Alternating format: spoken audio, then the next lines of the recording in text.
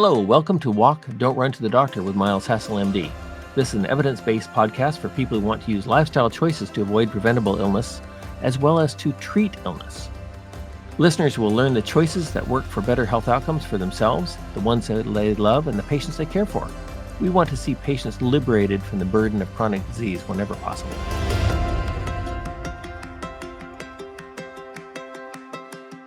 Welcome back. I'm Miles Hassel, MD. This is Walk, Don't Run to the Doctor. And today we're going to be talking about best fats for best health. And this is part one. We're going to be mainly talking about extra virgin olive oil, although I may digress here and there. And in part two, we're going to be talking about dairy fats and other animal fats, which we would argue can also be part of a good diet. But today we're going to be mostly talking about extra virgin olive oil, in contrast to other approaches to kitchen fats. So we would argue that traditional is an important concept when talking about good food, and that historical precedent, what humans have been doing for hundreds or thousands of years, is probably a pretty good predictor of what is sensible. If history suggests that it's probably okay, and then we look and see what is the evidence from contemporary data, evidence regarding human outcomes, not what we'd call surrogate markers, but actually, do people live or die better because of such and such an intervention? In this case, we're going to be talking about oil. And that's sort of the background. So we, with everything that we do in terms of our recommendations, we ask for 3 lines of evidence to be present. And examples of 3 lines might be historical precedent, randomized controlled trials, and observational trials. But we like to see at least 3 completely independent lines of reasoning to support any idea. And that keeps, if you adopt that kind of approach, it keeps you away from fads. It keeps you away from dumb ideas. It keeps you away from what we call eminence-based medicine, which is simply that being an eminent person with a strong opinion. If there's one thing that we should remember about medicine and helping people be healthier, is that we should be humble about our approaches. That the road of medicine is littered with the bodies of victims of what seemed like good ideas at the time. And so by looking at the idea of 3 lines of evidence, you're going to be keeping yourself from some of those mistakes that have been made.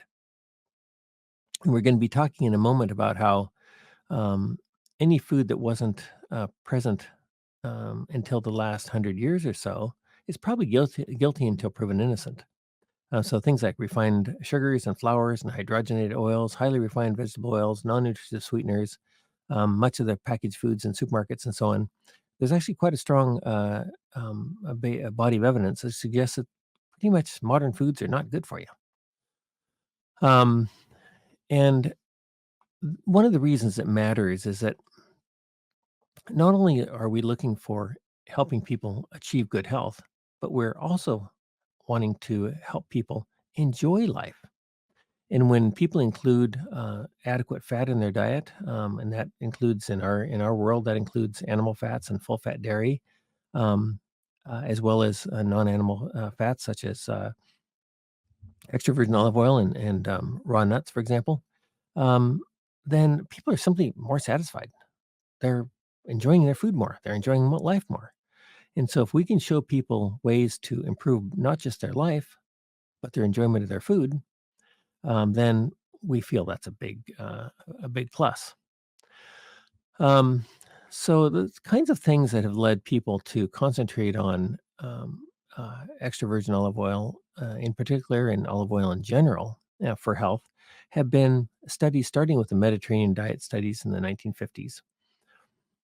In these studies, they looked at these traditional diets, and especially the Mediterranean diet really stood out for being associated with better health outcomes.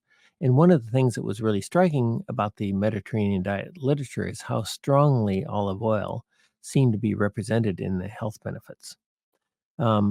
Backing up for just a second, then it's worth remembering that it's very, very, very difficult to tease out all the different factors in nutritional medicine.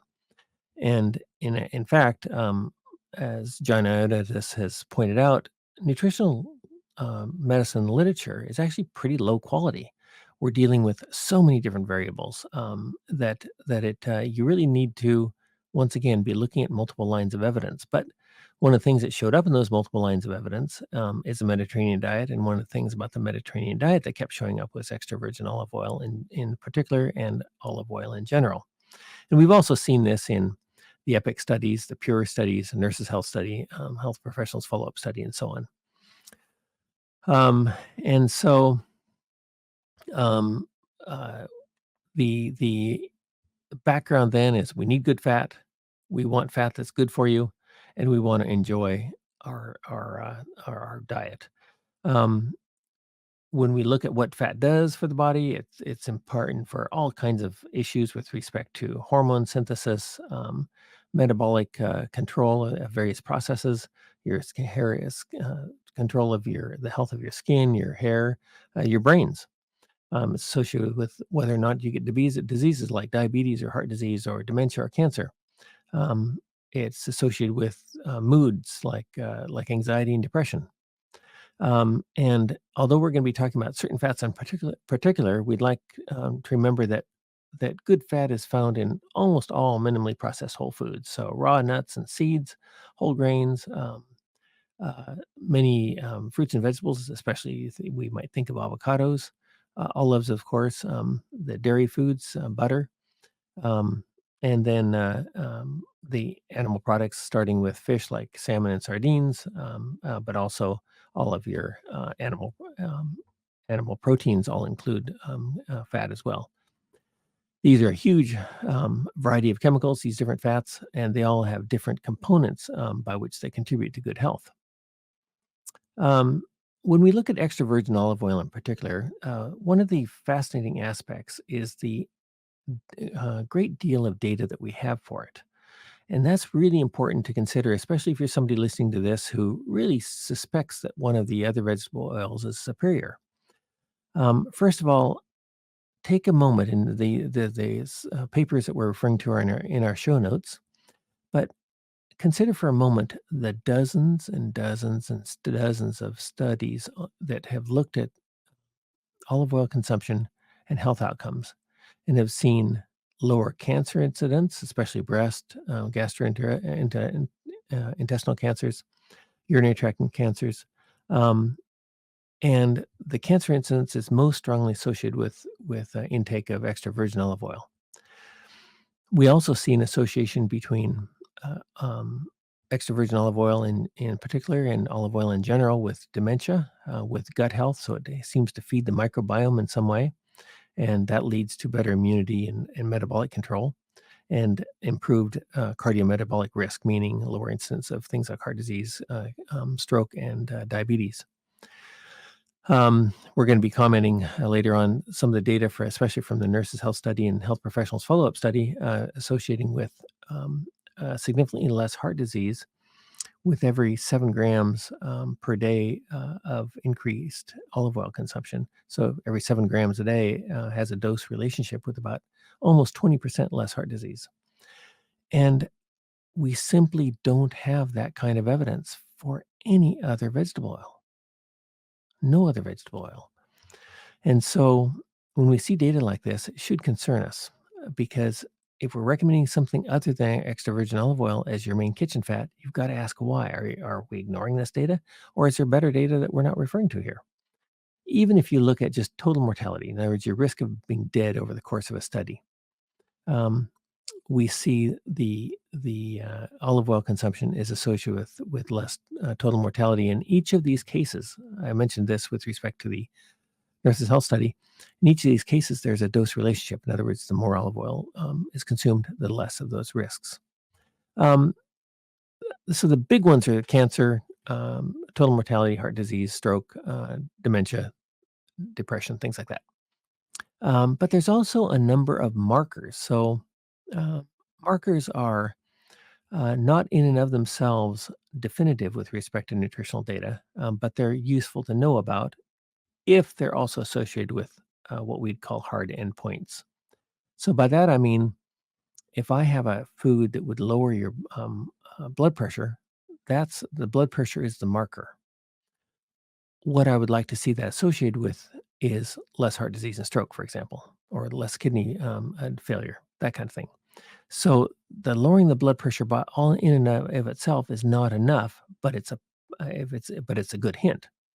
And so with extra virgin olive oil, not only do we see this reduction in hard endpoints like mortality, cancer, heart disease, dementia, and so on, but we also see markers that make those endpoints biologically plausible. Now, those endpoints are already biologically plausible simply by the sheer number of studies that are congruent in this regard. In other words, when you have dozens of studies all pointing the same direction and no studies pointing the opposite direction, or very few studies pointing the other direction.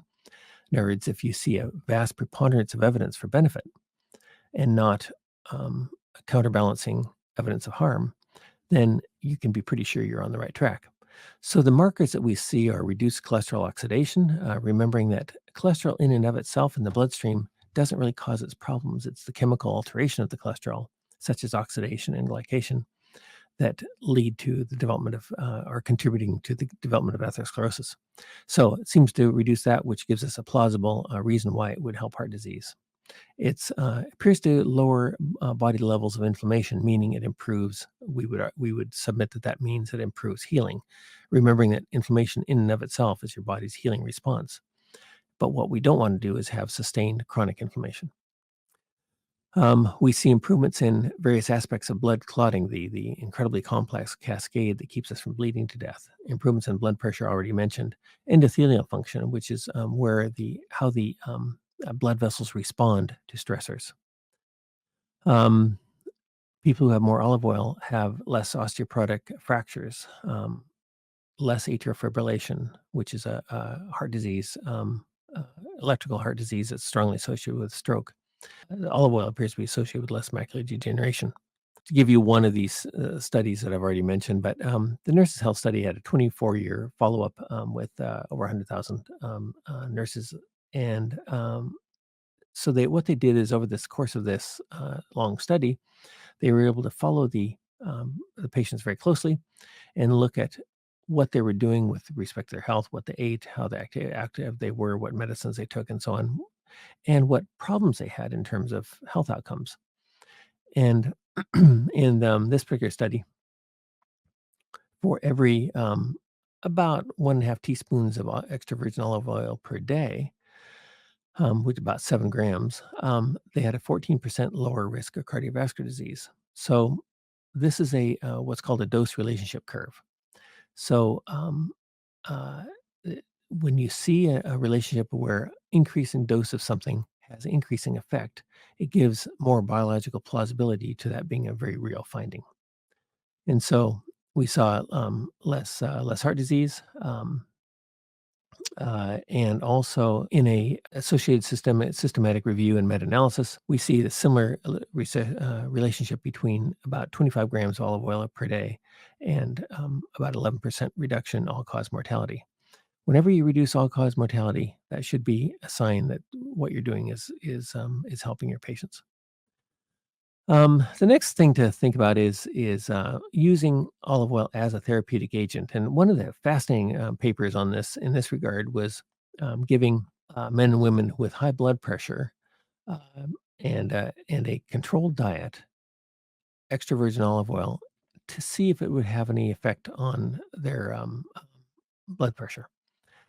And so for these patients who had high blood pressure and were on antihypertensive medications to lower their blood pressure, then 40 grams for men and 30 grams for women of extra virgin olive oil. That's roughly somewhere in the region of 4 tablespoons for men and 3 tablespoons for women, um, with no change in their diet otherwise, no change in activity levels otherwise. Then there was about almost a 50% reduction in the antihypertensive doses that these patients needed. And in about a third of the patients, they no longer needed any high blood pressure medications at all.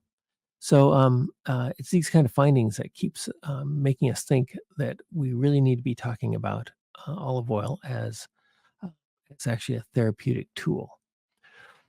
Um, and in terms of other markers, we already mentioned, for example, things like oxidation of LDL cholesterol, and we talked about blood pressure. We also see improvements in triglycerides, glucose, inflammatory markers, markers of insulin resistance, and HDL cholesterol, which is another sometimes known as good cholesterol.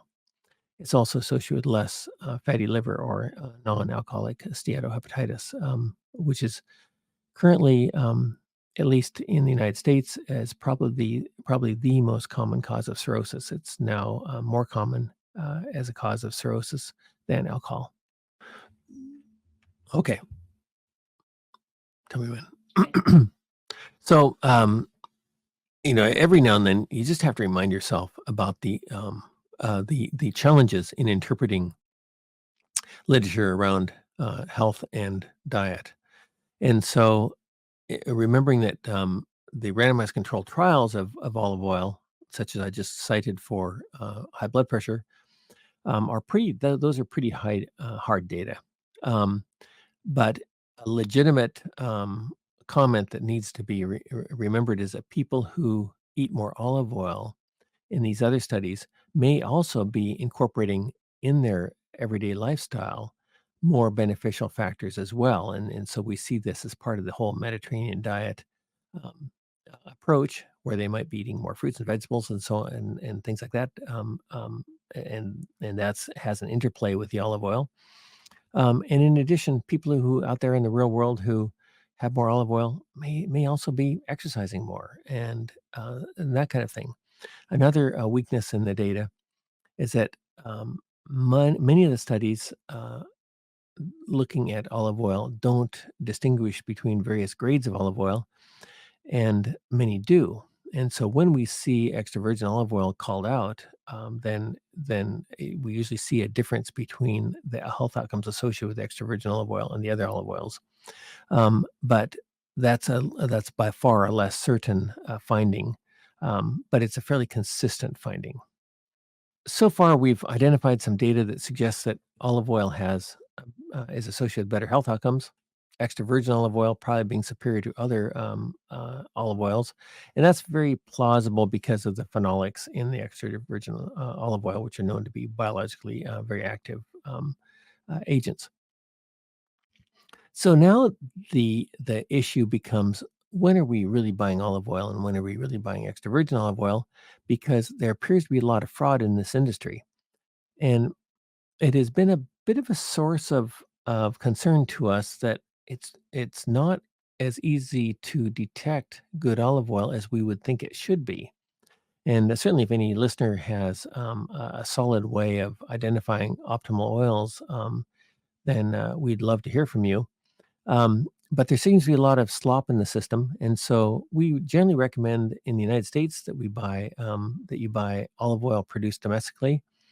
And in our case, for example, there's a olive oil producer near us called Durant, that you can actually watch it being made uh, from olives grown in Oregon and California. And so that's something that allows us to have a lot of confidence in the oil that we're using.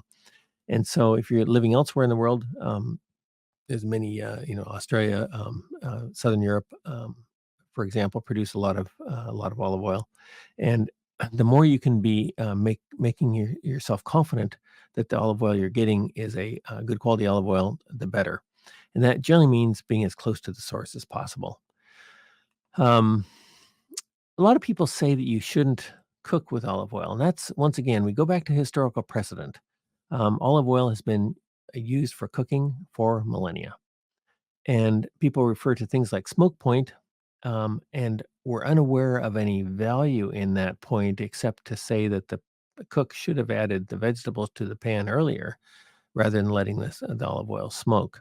So we think it doesn't make a lot of sense to make your olive oil smoke, um, but there's no reason you can't use it for frying, and certainly we do in our household every day, as people have done for millennia, as I mentioned.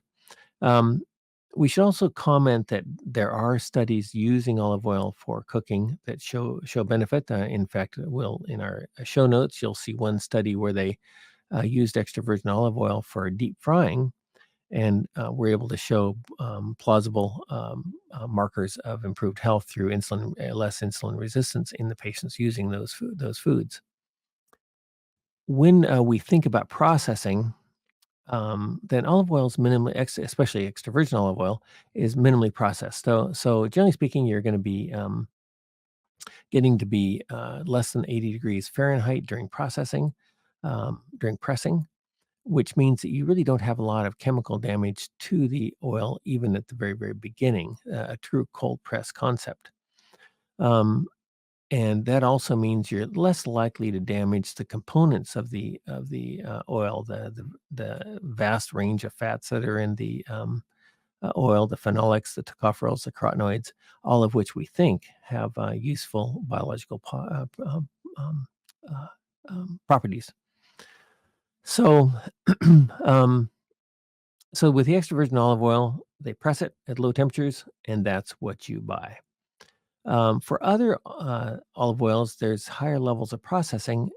They have lower levels of these other compounds and probably less benefit. So we would say, if you possibly can, stick to extra virgin olive oil as your primary cooking oil, as using it for everything.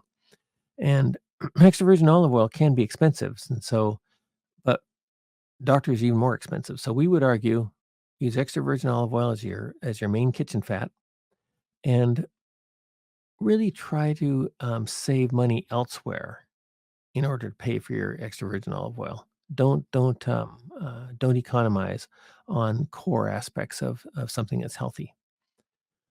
Um, it's worth taking a quick look at other oils. Some of you are probably thinking about these other oils that you're used to using in the kitchen, wondering why aren't they just as good. So the first one that I think about is coconut oils, which is another traditional oil used extensively throughout the world since the dawn of time as well. And that may be perfectly good for you. The problem with coconut oil is that we simply don't have the kind of data for reducing heart disease, stroke, depression, cancer, total mortality with coconut oil that we do with extra virgin olive oil. Time may show coconut oil to be just as good, but so far we don't have that data. A bigger problem is in the contemporary vegetable oils that really didn't used to be part of society. And so that's your bland, clear oils that you buy from a supermarket, avocado oil, safflower oil, soy oil, canola oil, and so on. Um, and these are oils that, even if they say cold pressed, need to be processed at fairly high temperatures in order to make them edible. They have to have their nutrients depleted from them because they don't taste good. Unlike olive oil that tastes good coming straight out of the olive, these other oils simply don't taste good. And so they're highly processed, they are nutrient depleted, they're processed at high temperatures, and they don't have data for benefit. And so we don't see any role whatsoever for these other oils, avocado oil, canola oil, safflower oil, soy oil, and so on, in human health. And we'd be delighted if people were able to show some evidence for benefit for these. But so far, that isn't the case. So if you're going to bet your life, bet on olive oil. The next group of oils that are traditional, that are probably really good for you, that are worth remembering, are the various nuts and seed oils that are freshly pressed. So walnut oil, sesame oil, sunflower oil, directly from the seeds. The problem is, in the reality, that those aren't really available. They tend to have very, very poor shelf life. They have very, very strong flavors, quite delicious, but they aren't part of general human nutrition. So unless you have a source of somebody who's actually pressing those for you, they probably aren't a real player in the context that we're talking about here. Just while we're thinking about these highly processed vegetable oils, um, it's worth remembering that we do have a couple of randomized control trials using them that actually showed um, poor health outcomes. In the Sydney Heart Trial, we have the BMJ paper from 2013 on the Sydney Heart Trial using safflower oil to replace saturated fats as an example of that, where there's actually a higher mortality rate in the people using the safflower oil. Now, there were hydrogenation issues. There's all kinds of different complicating factors to refer to. But it's a reminder that these highly processed foods have not been associated with better health outcomes. Um, One of the aspects to these highly processed vegetable oils are these oxidized metabolites that are associated with them, and in turn associated with oxidized LDL cholesterol, which appear to accelerate atherosclerotic progression and cardiovascular disease, heart attack, and stroke. So watch out for these low flavor, clear, highly processed, highly heat processed vegetable oils, and don't use them unless they can show strong evidence for benefit. Strong evidence for benefit that is similar to that we see with extra virgin olive oil. Otherwise, just stick to extra virgin olive oil. And um, these highly processed vegetable oils remind us that highly processed commercial foods have extensive data for harm, and that everything we're talking about here really means that you need to cook at home for most of your food. The foods manufactured outside the home undergo processes and temperatures and pressures not seen in normal food handling historically. This creates new food chemistry. Sometimes people refer to this as neonutrients, and they also remove other beneficial nutrients. So even these foods, these protein powders and instant noodles and soups that are so convenient, um, meal replacement bars and drinks, and these baked goods and processed meat products, some of which are unbelievably delicious, are probably just not good for you. Um, we see more total mortality in a dose related sense. We see higher cancer mortality, especially breast cancer, and higher heart disease and stroke. And so these are multiple lines of evidence suggesting that highly processed foods from outside the home are not good for you. And if this podcast hasn't created more depression and anxiety on you, then these highly processed foods actually are associated with more depression and anxiety. And there's approaching maybe as many as 24 studies on this now, on the depression, anxiety, and processed food. So if you're somebody who has a problem with depression, anxiety, have a bit more olive oil and cook a little bit more at home, and eat a whole lot less highly processed foods. We could go on and on about this topic. We will be doing another one looking at other forms of dietary fat that are controversial. But that's, I hope, enough to make a strong case for extra virgin olive oil as your primary kitchen fat now. And we'll stop there. I'm Miles Hassel, MD. The website is greatmed.org. The book is Good Food, Great Medicine, which I wrote with my sister and is now in its 4th edition. And you're listening to Walk, Don't Run to the Doctor. And this is also visible on YouTube. Thank you.